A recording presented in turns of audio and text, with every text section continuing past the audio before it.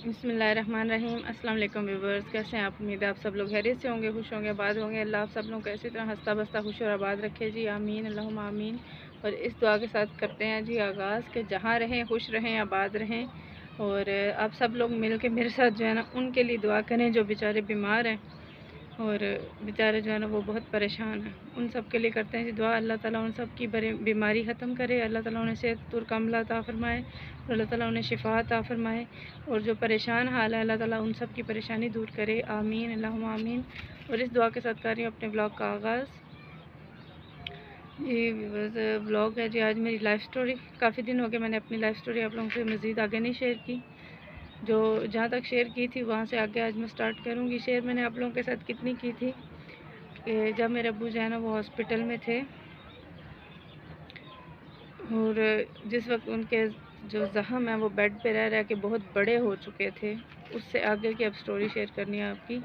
क्योंकि ज़ख़म बेशक बड़े हो गए थे उनके बेड पे रहने की वजह से, बैक का भी और दोनों साइडों के जो है ना कूल्हे उनका भी ज़ख़म बहुत बड़े बड़े हो गए थे कि जब भी डॉक्टर सफाई करते थे ना जो स्किन जो है ना वो डैमेज हो जाती थी ना उसको काट देते थे और बाकी स्किन पे जो है ना वो लगा देते थे मेडिसिन वगैरह ताकि वो मज़ीद जो है ना ख़राब ना हो। लेकिन वो फिर भी बेड की हीट की वजह से और हवा ना लगने की वजह से, क्योंकि इंसान चलता फिरता रहे तो उसका ज़ख़म जल्दी जो है भर जाता है।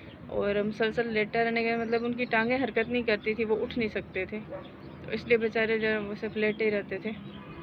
करवट लेने के लिए भी उन्हें जो है ना वो अम्मी का सहारा चाहिए होता था कि अम्मी जो है ना करवट दिलवाती थी अब्बू को, क्योंकि अब्बू को खुद से जो है ना अब्बू से करवट नहीं लेनी होती थी। तो अल्लाह ताला ने फिर भी इतने ज़ख़म होने के बावजूद भी अल्लाह ताला ने हमें एक उम्मीद दिलवाई। उम्मीद इस तरह दिलवाई कि कुछ डॉक्टरों की मेहनत, कुछ अम्मी की मेहनत, कुछ जितना भी हो सका, मतलब चाचू ने तो वहाँ से कोई कमी नहीं छोड़ी थी भेजने के लिए, जो बड़े चाचू हैं। लेकिन यहाँ से जिन्होंने चलो जितना भी दिया, बेशक थोड़ा ही दिया, लेकिन अल्लाह ने थोड़ी सी आस उम्मीद लगाई थी कि ये चलने फिरने के काबिल हो जाएं, क्योंकि टांगों में थोड़ी सी जान वापस आई थी। पहले तो उनके पाँव पे हाथ लगाते थे ना, गुदगुदी करते थे, उनको कुछ फील नहीं होता था, बेशक जितना मर्ज़ी कर लो, जितना ज़ोर से कर लो, जितना मर्ज़ी वो चुंडी काट लो, पर कुछ भी नहीं होता था। उसके बाद जो है ना वो थोड़ी सी हरकत हुई महसूस कि पाँव में जब गुदगुदी करते थे ना, टांग को खींचने की कोशिश करते थे, तो उस वक्त अल्लाह ने एक आस उम्मीद दिलाई। उस वक्त खुशी हुई थी एक कि मेरे बाबा जो है ना वो दोबारा अपने पाँव पे खड़े हो जाएंगे, दोबारा से हमारे लिए खड़े होंगे, हमारे साथ वापस सब कुछ ठीक हो जाएगा। उस वक्त तो हमने ये सोचा भी नहीं था कि जो हुआ है हमारे साथ वो हो जाएगा, सोचा भी नहीं था कि यहाँ तक हो सकता है। ये इस उम्मीद के बाद तो इतनी ज़्यादा खुशी थी कि जितनी जल्दी हो सके कि अब अब्बू मेरे ठीक हो जाएंगे, जितनी जल्दी होगा मेरे अब्बू ठीक हो जाएंगे, उठ के चलने लगेंगे। लेकिन नहीं, ऐसा नहीं हुआ। अब्बू की दादी थी, जो मेरी परदादी थी, वो जब अब्बू बीमार थे तो ज़िंदा ही थी, है बहुत ओल्ड एज हो गई थी। तो जब अब्बू हॉस्पिटल में थे ना तो उन दिनों दादों की ना डेथ हो गई, अब्बू की जो दादू हैं। तो अब्बू अपनी दादों का बहुत ज़्यादा करते थे, तो वो ना सदमा ले गए दिल पे। हालांकि डॉक्टर ने बोला था इनको किसी किस्म की कोई टेंशन नहीं देनी, कोई सदमा नहीं पहुंचने देना, लेकिन जो भी वहाँ आता था घर में अफसोस के लिए, वो वापसी फिर लाजमी हॉस्पिटल की तरफ से हो के जाते थे। तो ना बताने के बावजूद भी ऑटोमेटिकली उनको पता चल गया था। फिर अब्बू ने वो सदमा दिल पे लिया कि मेरी दादी नहीं रही अब इस दुनिया में। कुछ वो परेशान थे उस वजह से। कुछ जब मेरी अम्मी मुझे यहाँ पे जो है ना मिलने के लिए, कुछ खर्चा देने के लिए, यहाँ से अब्बू के लिए बिस्तर लेके जाने के लिए, क्योंकि मेरी जो चाचियाँ थी ना, जो बड़ी चाची थी वो उसका तो चले डबल बेड था, वो तो नहीं, जो छोटी चाची थी उसके सिंगल बेड थे। तो डॉक्टर ने बोला था स्ट्रेट जगह चाहिए उनको, अगर घर में रखना तो आपको बिल्कुल स्ट्रेट जिस तरह बेड होते हैं ना वैसे चाहिए। तो चाची ने इनकार कर दिया बेड देने से। फिर दादा अबू की ये मेहरबानी है कि उन्होंने जो चारपाई होती है ना उसके ऊपर ये जो फट्टे होते हैं, जो लंटर वगैरह के टाइम पे इस्तेमाल होते हैं या गो वगैरह बनाने के लिए, उन्होंने वो वाले फट्टे जो है ना वो चारपाई के ऊपर ना कील लगवा के फिट करवा दी कि वो बेड की तरह बिल्कुल सीधा अकड़ सा जाए। वो हो गया। तो उसके लिए ना फिर वो कहते थे हमारे बिस्तर भी गंदे हो रहे हैं, क्यों, ज़ाहिर अब्बू के ज़ख़म थे, बैक पे भी ज़ख़म था और दोनों टांगों पे भी, दोनों साइडों पे जख्म थे बड़े बड़े। तो पीप और पानी और खून सा रिसने की वजह से सारे बिस्तर तो ख़राब होते ही थे। उन्होंने बातें सुनाना शुरू कर दी कि आप हमारे बिस्तर गंदे कर रहे हो, आप मेरे बिस्तर ख़राब कर रहे हो, क्योंकि अबू वॉशरूम तक नहीं जा सकते थे, इतना मसला था। तो अम्मी ने ना, अब्बू ने खुद ही अम्मी को फिर बोला कि तुम ना जाओ, जिधर हमारे घर का सामान पड़ा हुआ है ना, मतलब इधर मेरे नानू के घर रह गया था ना, सामान इधर छोड़ा था, उधर तो सारा नहीं साथ लेके जा सकते थे।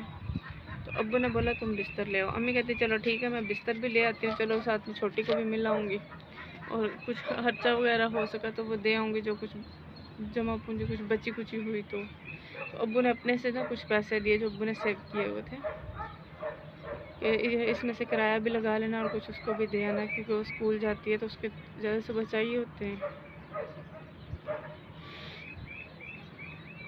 आज मैं कोशिश करूँगी, मैं रहूँगी ना आप लोगों के लिए।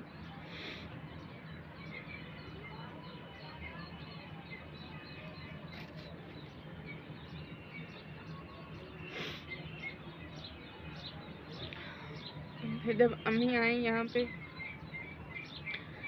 मुझे मिलने के लिए और बिस्तर लेने के लिए, तो दादी मेरी कहीं ना 2-3 घंटे के बाद, उन दिनों भी अब्बू हॉस्पिटल में थे कि घर लाने से पहले अम्मी ने बिस्तर लेके जाना था। तो अब्बू को घर लाने से पहले ना अम्मी फिर आ गई इधर हॉस्पिटल में, अब्बू अकेले थे। तो दादी कहीं दोपहर के वक्त गई, अब्बू से पूछा कि किधर गई है, तो अब्बू ने बोला मैंने उसको भेजा है कि तुम जाओ और वहाँ से बिस्तर ले आओ जिधर हमारा सामान पड़ा हुआ है, इनके बिस्तर ना ख़राब हो।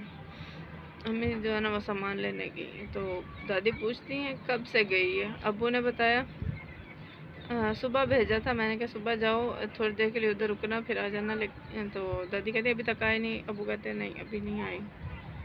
तो दादी कहती है अब उसने आना भी नहीं है, तुमने उसे मौका दिया कि तुम चली जाओ, वो चली गई, अब वो नहीं आएगी वापस। इतना बड़ा इल्ज़ाम लगाया था मेरी अम्मी को उस वक्त, जबकि अम्मी बेचारी यहाँ पे कुछ देर रुकी, ज़बरदस्ती यहाँ पे किसी ने रोका थोड़ी देर कि चलो थोड़ी देर सुकून कर लो, थोड़ी सी रोटी खा जाओ। उधर तो सुकून से रोटी भी नहीं खाने को मिलती थी, क्योंकि वो इतनी घर से भेजते ही नहीं थे कि अम्मी जो वो पेट भर के खा सकें।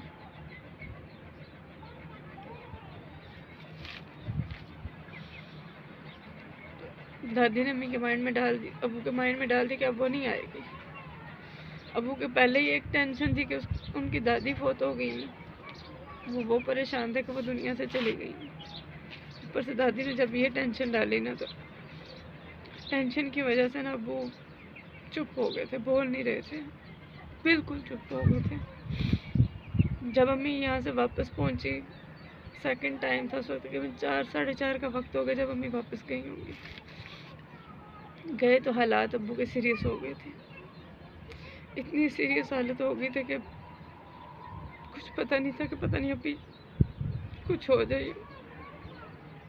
डॉक्टरों भी जो है ना वो कहते कि हम कोशिश कर रहे हैं, आप लोग दुआ करो ठीक हो जाए। बेहोशी की हालत हो गई थी अब्बू की। बेहोशी की हालत में कभी मुझे पुकारते, कभी किसी को पुकारते जिनसे वो प्यार करते थे। जब अम्मी पहुंची तो अम्मी कहती है क्या हुआ है। दादी बोली तुम छोड़ के चली गई थी ना, तो वो परेशानी ले लिए दिल पे। अम्मी जब पहुंची, अम्मी ने अब्बू से बात की, हौसला के अब्बू तो बेहोशी की हालत में थे, उन्हें होश नहीं रहा, इतनी टेंशन उन्होंने ले ली थी।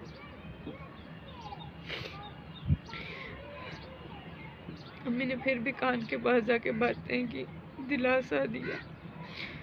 तो फिर डॉक्टरों की मेहनत थोड़ी रंग ले आई, अब्बू होश में आ गए। आए थोड़ी लेट थे, कम से कम 4-5 घंटे फिर भी गुजरे। अम्मी उधर अलग परेशान, रो रो के उधर हल्कान अकेली हो रही थी, और उधर से कहीं से लोकल कार से पीटीसीएल का दौर था, पीटीसीएल से यहाँ पे कॉल करवाए, लेकिन नहीं हमारे इर्द गिर्द है नहीं था, कोई दूर घर था हमारा, तो उन्होंने बताया नहीं। तो हमें फिर भी नहीं पता चला। उससे कुछ दिन बाद जब टाइम आना था मेरे स्कूल से छुट्टी का, तो उस वक्त जो है ना वो मैंने जाना था अब्बू से मिलने के लिए। जब अब्बू से मिलने गई ना, अब्बू बहुत कमज़ोर और हो चुके थे टेंशन लेने की वजह से। अम्मी भी ऐसे, मुझे तो नहीं पता था कि हुआ क्या है। फिर जो है ना वो मामू गए थे साथ और नानी गई थी। नानी ने पूछा क्या हुआ, और मामू ने फिर अम्मी ने सारी बात उनको बताई रो रो के कि इस तरह मेरे बाद इस तरह कहा गया नहीं, जिस वजह से इन्होंने टेंशन ली और दिल पे ले ली बात और ये हालत हो गई।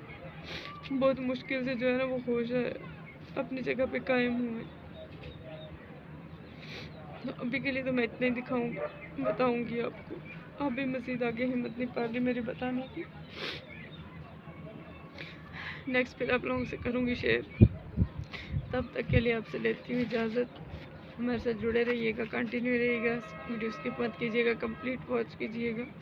और जो न्यू सब्सक्राइबर्स व्यूवर्स हैं उनसे रिक्वेस्ट है कि प्लीज़ मेरे चैनल को सब्सक्राइब करें, वीडियो को लाइक करें और अच्छी लगे तो कमेंट लाजमी कीजिएगा। तब तक के लिए जी लेते हैं हम छोटी सी ब्रेक।